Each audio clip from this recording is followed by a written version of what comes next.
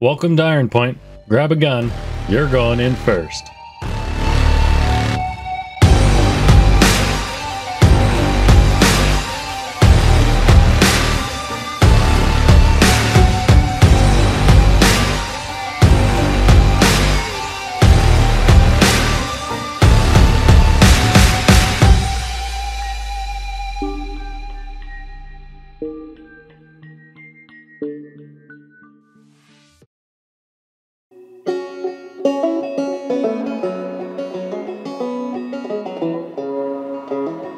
This video is all about the Snare and QED, but specifically it's about the Mantis. The Mantis is a very useful tool. It can do both QED and snaring. This vessel boasts a surprising amount of get up and go, a top speed that only a few ships can match, and impressive maneuverability for a ship of its size. It comes complete with a rainy quantum enforcement device and can both act as a snare and QED. The downside to this amazing little craft is that it only comes with 2 size 3 hardpoints, 4 size 2 missiles, and is made out of paper mache. Let's take a look at what the Mantis can do. The QED.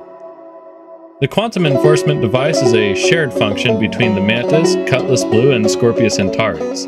It is a 2-kilometer radius bubble that extends from the center of your ship and prevents any other ship inside of it from quantum traveling away.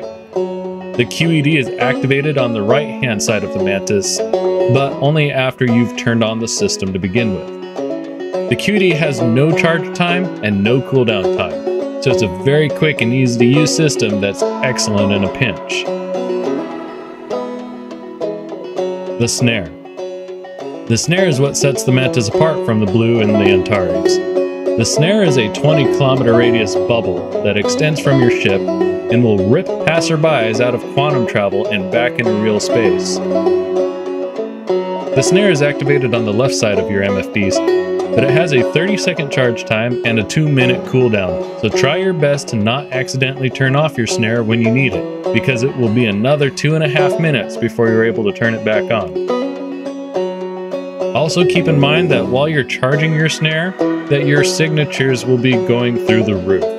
Make sure you're thinking about that and that you're familiar with how far away it is someone can detect you while you're charging and while you're deployed.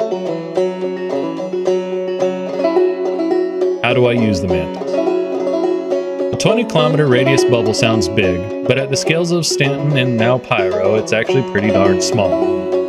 It's easy to set yourself up in the middle of nowhere and catch absolutely nothing. A great tool for helping you plan this out is called the Dulles Snare Plan, and I've got it linked in the video description below. Dulles, which I'm demonstrating here on screen, takes the guesswork out of where to place your Mantis. Just keep a few things in mind.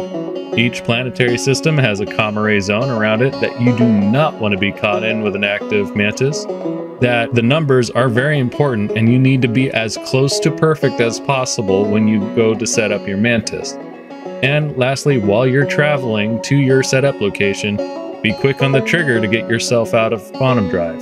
You don't want to overshoot your destination because trying to get back to it might set you off a little bit and you will no longer be catching anybody. Snaring travel lanes isn't the only way to use the Mantis.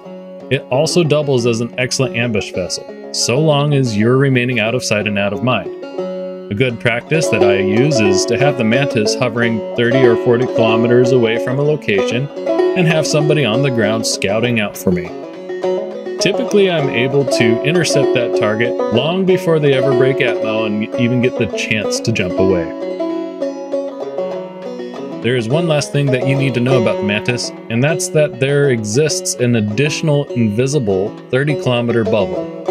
If this safety zone comes into contact with an armistice zone, your Snare will automatically shut off.